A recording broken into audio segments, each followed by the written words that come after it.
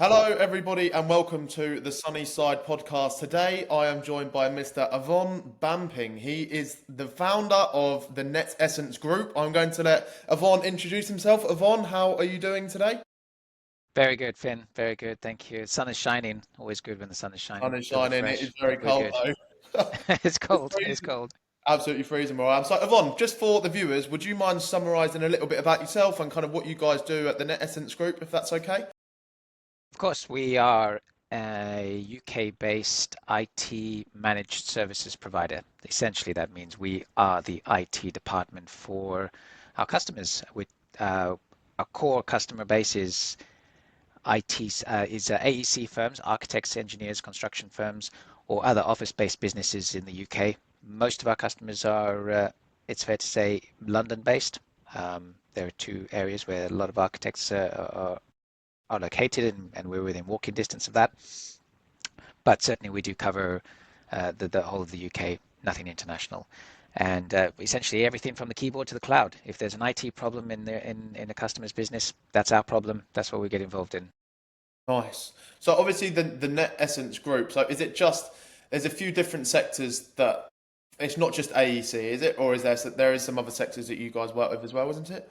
Yeah, indeed. AEC is, shall we say, the largest sector that we cater for, and they have particular technical needs which we can get into, which is why they come to us in particular. But any office-based business, we have orthodontics, uh, medical services, serv back office people who provide back office for GPs and medical services, other construction firms, um, office based. If they got servers, keyboards, and workstations, there's IT. There's IT in the company, and frankly, these days, just about any business is IT.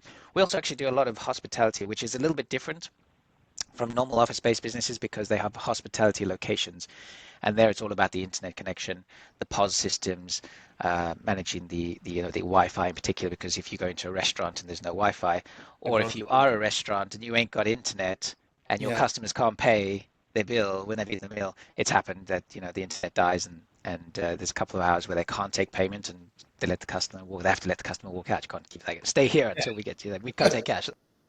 So that's absolutely. a slightly different environment, but the vast majority are office-based businesses. Perfect. Well, I would love to dive in. So, obviously, you founded NetEssence quite a long time ago, 2009, wasn't it? And obviously, Very long time ago, Finn, way you, before, yeah. You were yeah, still at you school, I'm you sure. grew a lot of NetEssence through some acquisitions, didn't you? So, I would love to kind of break that down. What was good about that? What was bad about that? And kind of why that was your strategy of choice at the time. And if, in hindsight, looking back, would you have changed anything that you done? Let me answer that question first. I would not have changed it, actually. It is, I think it is still a good and worthwhile strategy for growing business. How I got to that decision was the challenge with managed services with IT MSP is we do everything. We do a lot. As I say, from the keyboard to the cloud. So that means we're involved with not just, say, a workstation or a laptop and desktop support. We got to do the servers. We got to do the Microsoft 365 or the Google Workspace environment, which includes security, cybersecurity, the endpoint security. That we also have to do compliance. Where's your data, permissions, managing servers, server administration, working, Wi-Fi.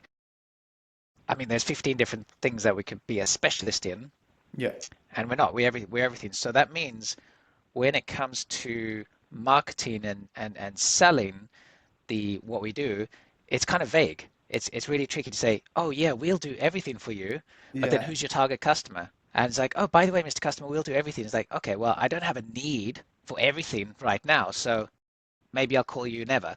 Versus if we say, for example, uh, the specialist with the one of the acquisitions that we incorporated is Workshop IT.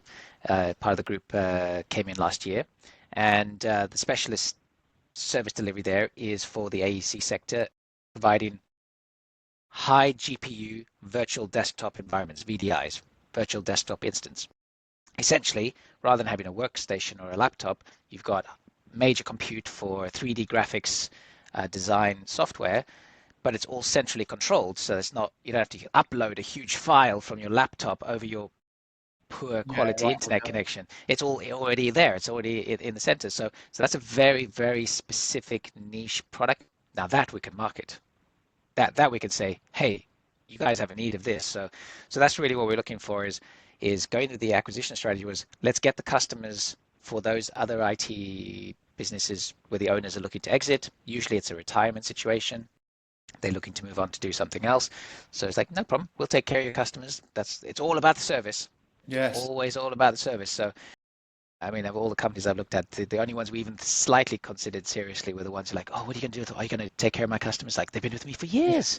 They're like my friends, some of these people I will still be friends with afterwards. Like, you gotta make sure you take care of them. Like, absolutely, we will. That's our thing. So, the acquisition approach meant that we could have that going concern already there, already providing good service, and then it's just about getting the teams to work together and share the knowledge, etc., and normalize tools. They're using this tool, we're using this tool. Let's bring it together and get the teams playing nice together. It's definitely we're still on the acquisition pathway. Yes. So I will do more acquisitions in the future, but the team we have going now is really excellent. Great communication. The customers love us. The customers love them.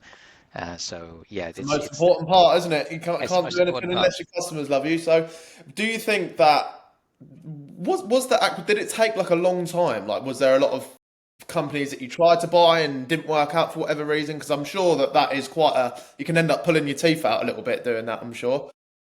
It, it, I had the idea of the strategy and go, let's go the acquisition route years ago. To actually execute is hard. Yeah. There's if anybody's ever looked into it, there's a reason why there's entire businesses Do it. geared Yeah. around doing an acquisition because it takes a team. It takes you if you're going to do it, you have to, it's going to be basically going to have two full-time jobs for years, running your own business, running your IT business, and acquiring the other one. It's like it's crazy, and you need experts to handle that. So it is. Well, I probably at the see over the years, I probably looked at 150 IT companies.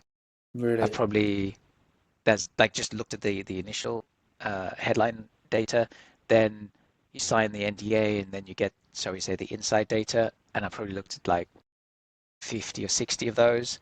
Of those, like, oh, this is interesting. Let's have a chat to the owners. So I don't know, at least 30 of those, and of those 30, maybe 10 of them are like, okay, this we should move this forward. And in the end, only 5 were done. So there's many that were never done. There were many that we started down the process, didn't work out. They took somebody else's offer, something like that. And what, But what what makes a good like acquisition when you're speaking to somebody who's looking for an exit? What makes a company think, okay, this is actually worth our time? the main thing it's the vendor, it's the business owner who's looking to exit. If they can have the conversations with me that says to me they've really cared for this business Yeah.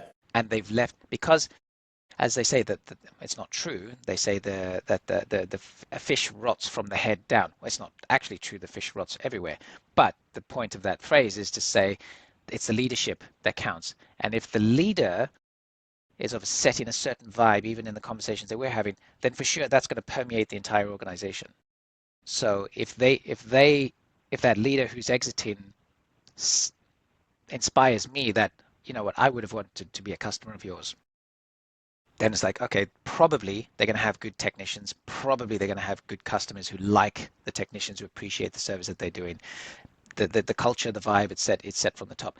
Everything else, technical wise, you can change technical, you can move different tools, you can hire someone else to fill a gap, etc., etc. But culture, frankly, is everything. And if Culture and the the leadership. That's really interesting. absolutely, yeah, every day of the week, it's night and day. If there's poor leadership, then you're going to have poor quality company. There's no question of that. Which means that if I'm acquiring your IT company and it's really that the staff and the customers are trying to run away from a poor quality owner, Yeah. like, or they're on the edge, then it's going to be so much hard work for us to just say, hey, no, no, Good. stay, no, really, it's going to get better because we're not like that old leadership. Like this, that's just a nightmare. It's a nightmare we don't want. So we don't go after distressed assets, for example. Yeah. Okay. Not to say that people get into distressed assets are necessarily bad people or bad leaders, but they've let the business get into a situation where it's distressed, and there's pressure on the staff and there's pressure on the customers. So, and that's not the kind of pressure I'm looking for. We're into good service, and that means we pay more. I won't lie.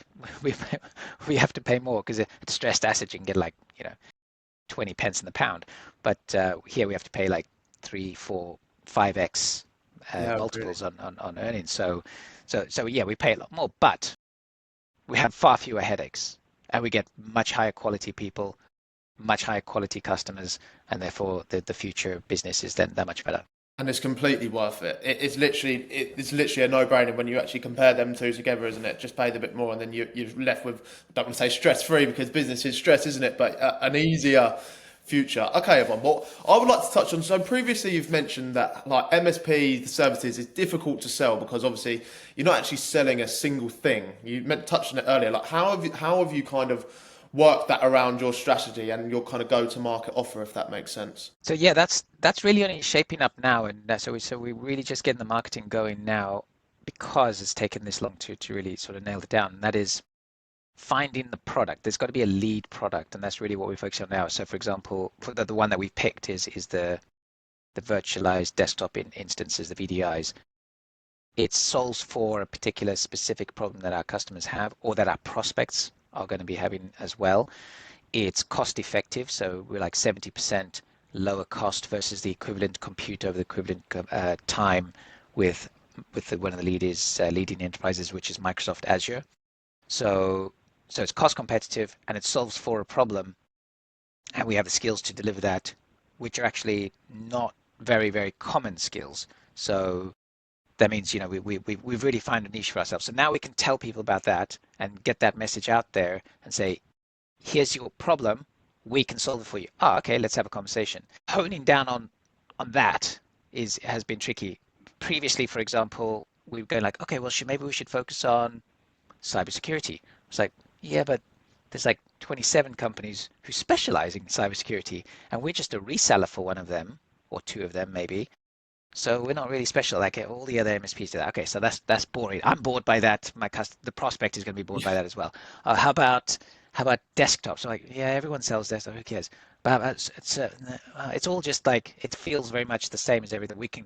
We do great service, but you don't know that until you're inside.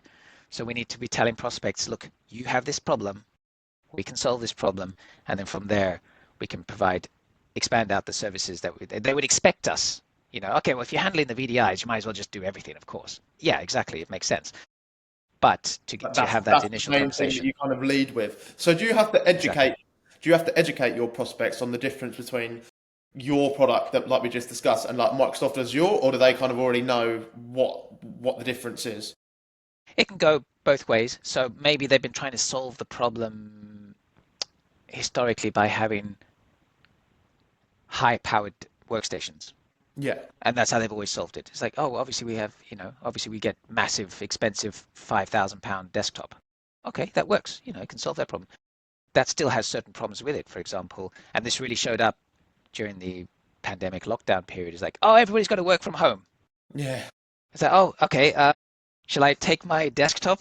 Do I just carry that home with me on the taxi or something? Or how do I like that? So it's like, okay, well, you need me to use my own home machine is not good enough to handle this hardware, the software. So you're gonna buy me another machine, and some people solve that problem that way. They bought high powered laptops for users to take it home, so they can also have their high powered desktop. But now you've got two pieces of kit doing the same thing. Like, okay, why don't you just have one piece of kit in the cloud that does all your high compute. So now the conversation is slightly different. They've solved the problem that way. Oh, but there's another way we could solve that problem. So that's one potential prospect. The other potential prospect is we've been solving this by having Azure VDIs, for example. And then we say, great. So you understand the benefits of going this route. And what if we said we could cut your costs by 70%? Oh, well, that's interesting. 70% is something. 2%, well, I don't know if it's worth the hassle. 5%, 10%, 70%, you got my attention. Definitely, 100%. That's got everybody's attention, Yeah, doesn't it? exactly. So you understand the benefits. I don't have to sell you on the technology or doing things this way. You understand all that. That makes sense to you. All we're going to do is do it over here instead of over there on Azure and cut the So, bill basically. essentially, you kind of lead with sorting out the VDIs, and then almost like a land and expand. Like then you just kind of take control of everything. Is that kind of is that kind of correct?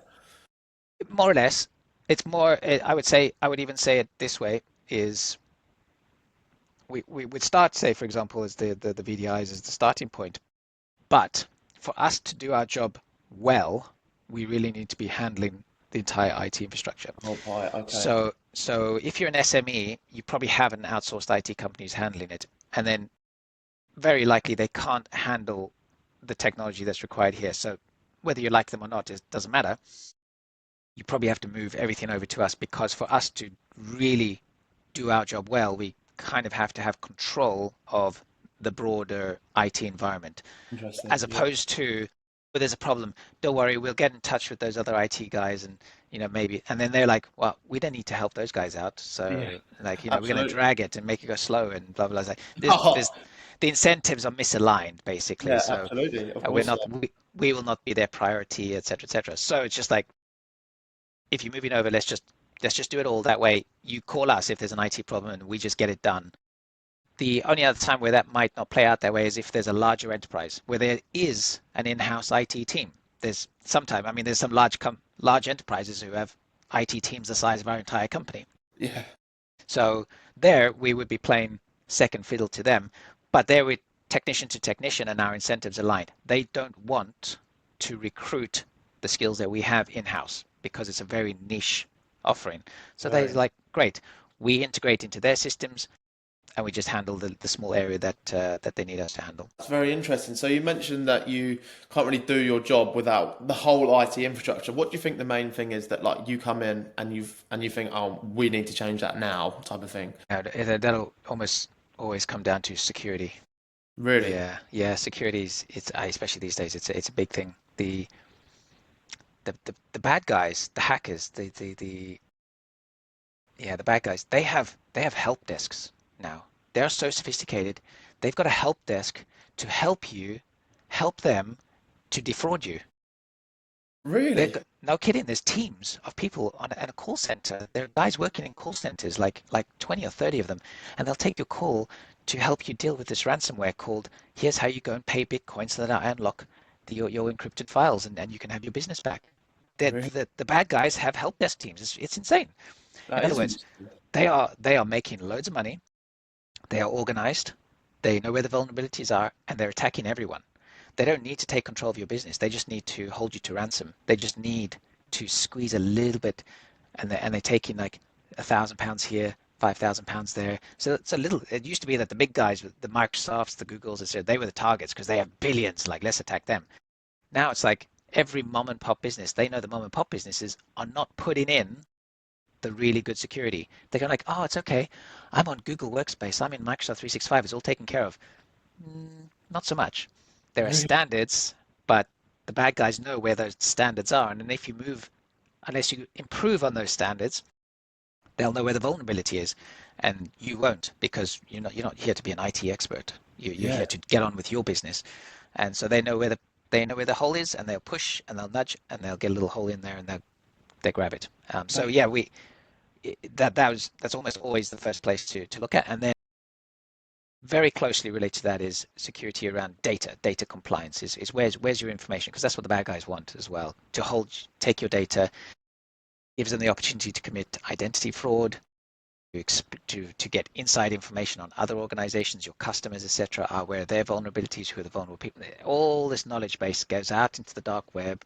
It's worth money out there. They'll sell it, make some bucks, and then move on to the next one. So we got to keep your business safe and keep your data safe within your business. That's so interesting. And do you think that the bad guys are going after the smaller businesses like under 10 to 20 employees, or do you think that they're not really bothered about them types of E- businesses? Even the mom and pop, everyone's a target because it doesn't take a human anymore. And in this era of AI, that like you can have a 20-year-old who understands coding really well. He sets up his AI bot and he's attacking 1,000 businesses a minute. And then he gets one result, and then he gets one positive thing of, yeah, there we go. Now he'll focus on that one, and then he'll run phase two. Let's attack. And now I see there's a vulnerability there. Let me hone in on that one, and now we do a little bit closer and blah blah blah. But meanwhile, the bots are still running to go and find him more victims. Yeah. Yeah. So It's mad, isn't it? it It is. is so madness. I mean, as like our cybersecurity is increasing, so is their ability to also use AI to actually do the attacking, isn't it? So it's a bit of a slippery slope. Many many times the defense side of the security equation happens after the attack. So the attackers are always trying to stay one step ahead because the door's going to get closed at some point, but they've found the next one. And that door's not closed yet because we're still being defended. We're waiting for the Microsoft to release the patch or something like that. So they're going to maximize their time window and go, oh, there's a vulnerability here. Let's grab everything we can whilst that window's open. But it means they're looking for the next one because this window is going to close, and their business happens where that security hole is. And so they've got to find the next one, find the next one, find the next one. And so a defensive side, we're always playing catch up, which is why from an MSP point of view, the one of the best forms of defense is being defensive enough not to overly. Defense creates friction, so you can't have your staff going like through, like if you're going to work for the MOD, you're going to have retina scans and fingerprints and blah blah. It's like if you do anything, it's like everybody's watching you. There's videos, like we don't need that level. Like that's just crazy. We're not working with weapons and all that kind of stuff. Yeah. We do need to have enough so that everyone can get on with their work. When the bad guys attempt, they go like, oh no, actually it's 97% secure. Like, oh, that's this is going to be easier to target somewhere else. So they're going to look. It's not easy. Moving on. Maybe we'll come back later if there's something easy opens up later. But Oh, otherwise, interesting. too much hassle. Yeah, it's really interesting to hear that side of things.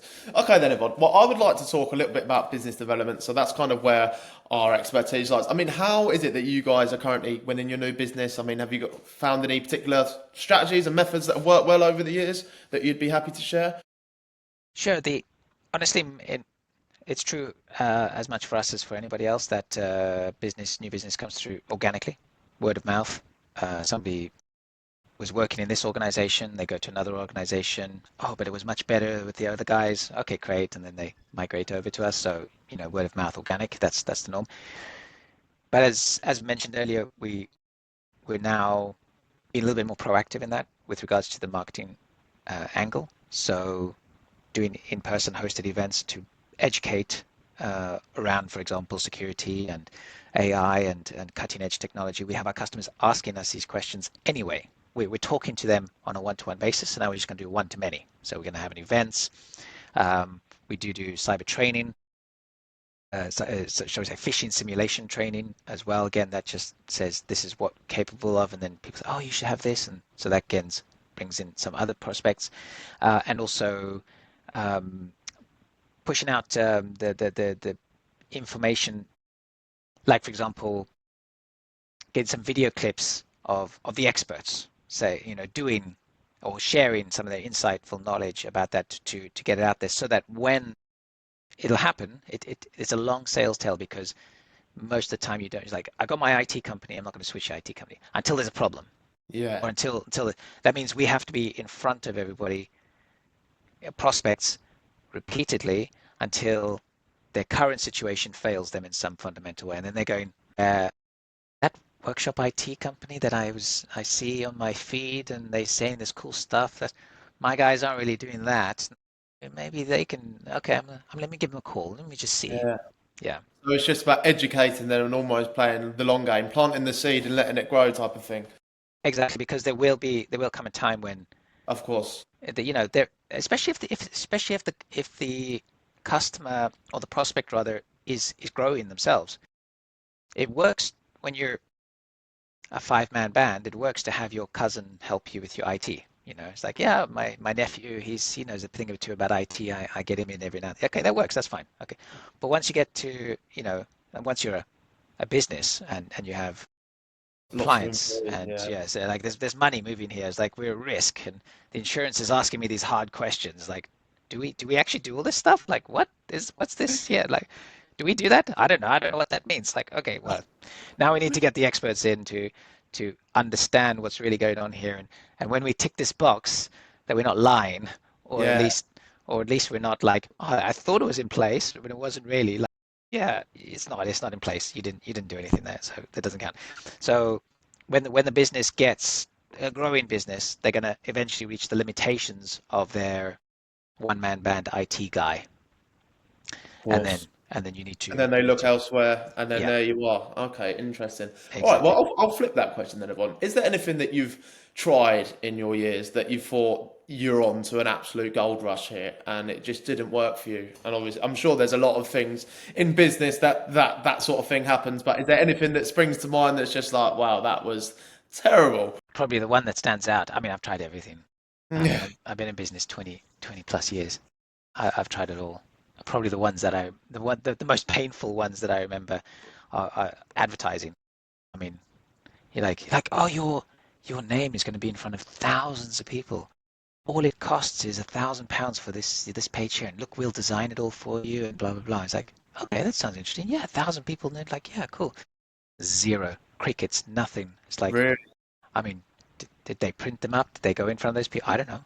It's like it's just What, like actual advertising, like a billboard type of thing, like in a magazine? a magazine or a trade journal or something like that, and like here's your advert that shows you and what you know in a great light and looks glossy and it's all beautiful, and yeah, it only cost you £888, but if you go today it's like £500, and it's like, oh, it's only £500 for a whole page. And it's going to how many people? 20,000? Oh my God, that's awesome. 20,000 people going to see us. That's so cool. Yeah, it's not how it works in real life. No. Well, that's interesting. That sounds like you've definitely that's come to mind quite quickly, didn't it? Yeah, that was expensive lesson. Yeah, I bet it was. I bet it was. So obviously, the MSP world is quite a saturated market. I mean, I'm not sure how saturated your niche is because you were quite specific, aren't you? But do you seem to get commoditized ever? Like in terms of people's like, oh well, I can get it cheaper over here, and then do you lose a lot of business that way, or do you obviously build a brand and stand out, or how do you kind of get around that? Yes and no. There's a yes and no to what you said there. Yes, there is a lot of competition, and especially so we say the smaller end of the market. It's like, oh, but the IT guy down the road, he said he'll do it for way cheaper. It's like, okay, you like Yeah. go deal with the IT guy. We're at that stage now. Where it's like, I'm not going to beg for your business if you think the IT guy down the road is the solution to your problems, because you're not at the level where you need us at this stage. But if you're serious business, then you're not going to entertain the conversation with the IT guy. Then we're in now we're that's the territory that we're starting to play in at the moment these days. I mean, I was the IT guy years ago, so Yeah. we've come a long way. Full circle. Yeah. Um, remind me the question. I asked you, do you get commoditized and how do you kind of get Thank you, around? thank Yeah. you. So yeah, but there is still pressure. There's still downward pressure on the prices, because I think, in other words, to make it more commoditized and make the less margin available for, shall we say, the bulk service. So just normal desktop support, for example. These days, we've had now, how long is it? 30 years of Microsoft. Like, just about everybody has a computer. And Yeah. just about everybody knows now the first thing to do with IT support is you do a reboot, and that probably solves your problem. In Yeah. the old days, people didn't know that, and you're like, oh, if you could reboot it first, oh yeah, would you think that'll help? It might do. Let's try it out. So it's like that was in the old days, right? But everybody knows that, and everybody tries the troubleshoot, and they click and they click and they get somewhere, because we're all a lot more tech savvy now. So so it's like, oh, you're going to charge what for desktop support? But I don't think you're overcharging. That's like, it's too expensive. It's like, well, yes, and here's the other stuff that comes into this: the security, the compliance. That stuff is just, there's complexity, there's specialist knowledge, there's certification, there's accreditation. All of that stuff is just means like a solicitor. He's like, oh yeah, I read something about law, so now I can be a solicitor. Not the I same, actually is went, it? Yeah. yeah, the guy who actually really went to do the bar exam, and he's gone to court, and he's like, yeah, that guy, yeah, I want that guy. Yeah, well, he's like £1,000 an hour. Like, you can have him, but it's like 1,000. It's like, oh yeah, right. It's like that. So horses for courses, a little bit of an education, but also making sure that we're talking to the kinds of customers who appreciate and value what we do. They do not need IT issues to slow them down. They are busy people. They've got projects to do. They got their own customers to attend to, and if the stupid IT stuff, if this stupid machine is not playing, IT guys, you need to get this solved. Like so, it's like those are our customers because we're getting there. Either make sure the problem doesn't happen or deal with it very quickly and efficiently. So they go like, oh, thank goodness we had you guys here. Otherwise, the Yeah. project could have been late. Just showing them that value. Okay, that's interesting. Do you guys have, obviously MSPs are quite known for a long sales cycle. Would you say your sales cycles are quite long, or over the years have you developed a trick of the trade that's able to shorten them down a little bit, or do you still suffer with that? I wouldn't say problem, but do you still experience that? Yeah, yeah, I'd say that's. I think the only way we would be able to shorten that is if we really were selling a product, like a Yeah, real, like a so this software is thing or something. Yeah, and a few but people that I've spoke to have said that like, if they just have they've got like three packages that it's like you say, okay, you're good for that package, it's just like take it or leave it type of thing. So that's kind of the only way. but even a self-service thing or even just like a software thing, like I can download it and we're happy days. But when it comes to the actual service delivery, um, I think there's always going to take an amount of time. The fastest it could take is the customer, their IT team just went out of business. Dear, we have no IT support. We've Yeah, been there's told urgent. yeah. Oh, I remember I had a conversation with Yvan, and we're looking at that workshop IT last year. What's their number? Quick, call them now. Maybe they can come and help us now. Like, so that's then like by the end of the week, you've signed them up as a customer because they had a catastrophic Yeah, situation. Excluding that, yes, it takes time because it takes trust. I mean, let's face it, business owners are handing over the keys to the kingdom to us. I yeah, mean, we see everything. We're the IT guys. We have admin. We are the literally ones with seeing admin everything. control. We take admin control away from the customer because it's for their protection. It works best that way. So they're gonna trust us. They're gonna like, yeah, you guys got the keys. Like, don't can don't go anyway. Because Yeah, that's it. Okay, yeah, that's very, very, very So interesting yeah, to. high trust, which it takes time to build trust. There's no way around that. I think from a human to human point of view, business is still humans. The business owners still need to At the do business. moment. Still comes down to humans. And if I don't trust you, I'm not going to hand over my keys. I'm not going to do business with you. So it always comes down to the trust and those personal relationships to say yes, you can call me. Here's where I am. You can find me. Trust me, but also I'm going to back it up by saying I'm here and available, which then potentially is not available. Like a big, large conglomerate. Like your IT team is in where? Indonesia? Like what happens if I have a real problem? Like are they going to fly out here to solve it? It's like no, we'll make it. Like yeah, whatever. I just now the IT guy down the road is looking attractive again because he will actually come to my office and fix the problem versus call me from the other side of the world. Okay, then. Well, I would like to ask you about kind of AI, Evan, and are you guys currently using it internally to make your life easier and streamline some things? Would you mind talking about it if you are? Of course we are. I mean, we're techies, man. We're Yeah, you techies. are You techies. gotta play. You gotta play with the new cool toys. So yeah, we're totally using it in a controlled manner. Definitely, we absolutely cannot rush to deploy the new tool into customer environments.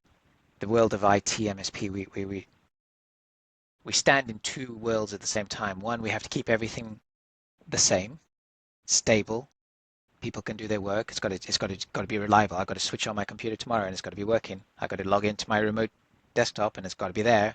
I've got to find my data. Where I save that file there, it's got to be there. And if it isn't, you got to get it from the backup and stick it back there. So it's got to stay the same.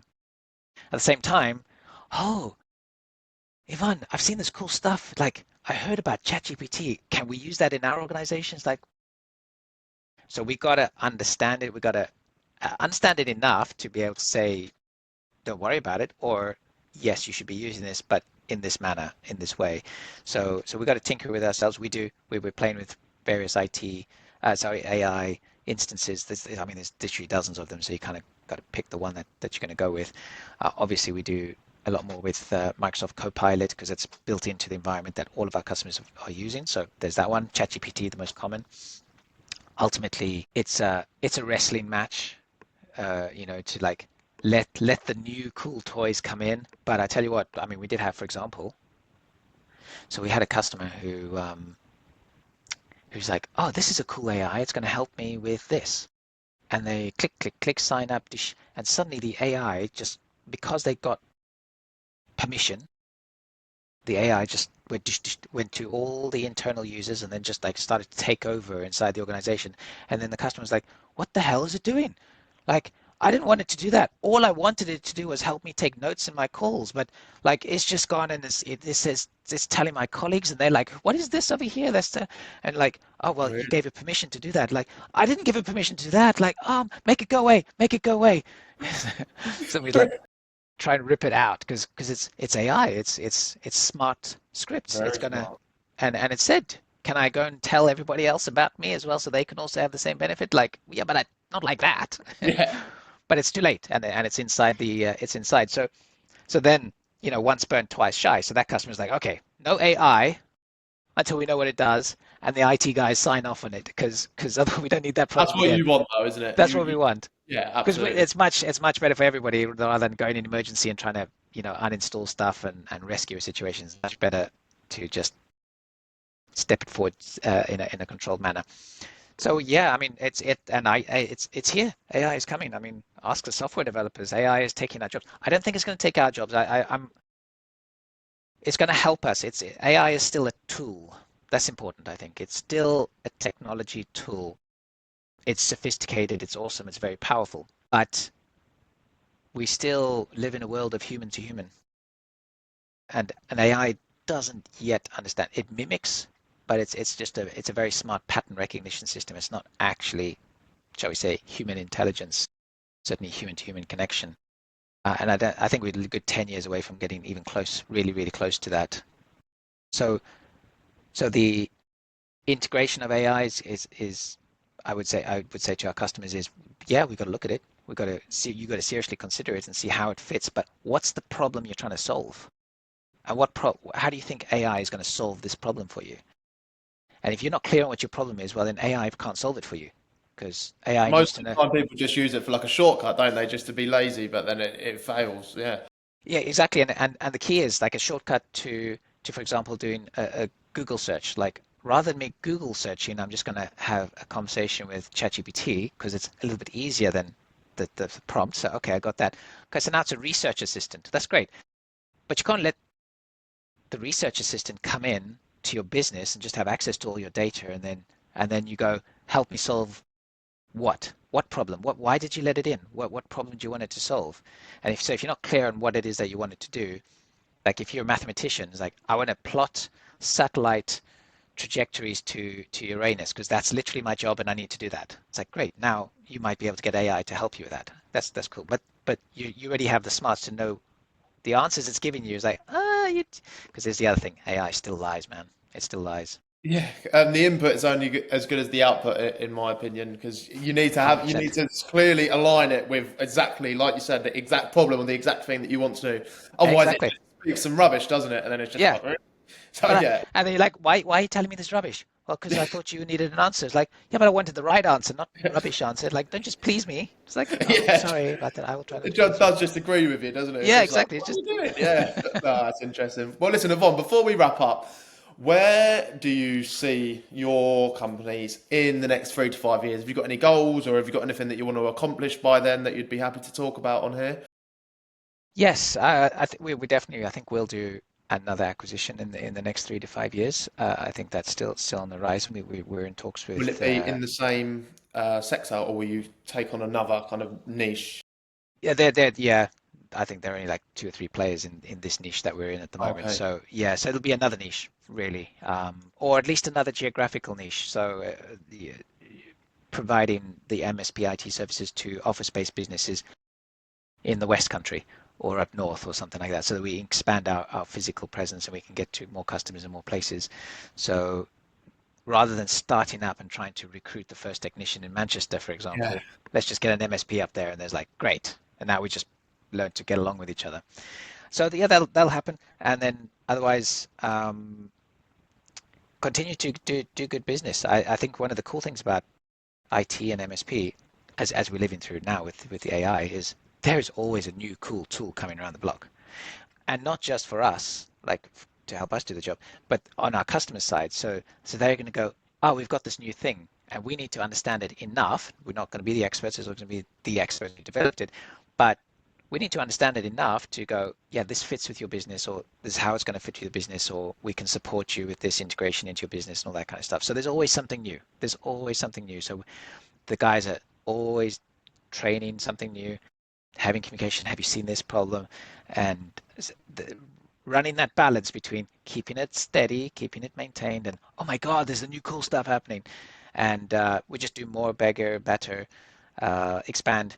And for me personally, as I mentioned at the start of this conversation, it comes down to leadership. Yes. It takes it's not the same when it's me. It's not the same when it's me plus one employee.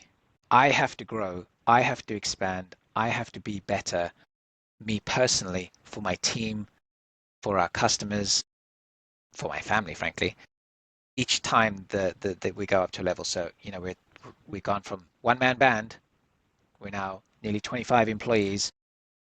It's going to completely change by the time we get anywhere near 50 employees, Yeah. and beyond that, it's completely different. So it's a never-ending personal development journey for me as well to make sure that my leadership doesn't cause the problem.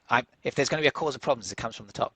Yeah. So I have to expand. I have to grow. Otherwise, I'm going to have complaining employees going like, oh my God, the boss is just getting in the way again. And then he comes in and he jumps over here and he's like, I'm the big hero. And I'm like, no, I don't need, I hire heroes, I hire superstars, and then I get out of their way, frankly. That's what Yeah. I've learned. If there's anything I've learned about running a good IT company is hire the heroes, then get out of their way so they can get on with working some magic. I think And that that's takes something. really, really When good. when you used to be the hero, like Yeah. there was me.